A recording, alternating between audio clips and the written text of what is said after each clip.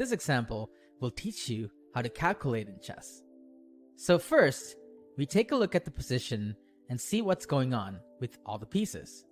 Our king is a little bit vulnerable here, it's stuck, but we have a passed pawn that could potentially become a queen. So once we take a look at the pieces, we determine what is our goal. Maybe we should try to make it a queen in this position, and then we make a list of moves that could help us with that. So there's rook check, and there's pawn pushing, potentially sacrificing the rook. Let's take a look at the rook check. Does this help us promote? Unfortunately, not really. King b8, c7, king c8, and it's just blocking our pawn. What about pawn to c7 immediately?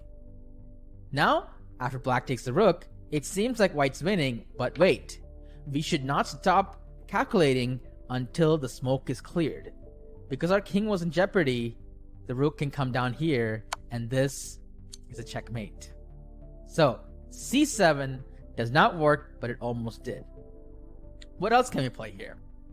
What if we fix the king's position by playing king b1 first? Now we can play c7, because then this position would not be a checkmate because we can run. Unfortunately, black will take advantage of the drawback of our move by playing rook b6 check. This fixes their rook position, and now they can play king b8, and they are fine. So let me introduce you to the concept of abstract thinking, one of the higher level thinking in chess.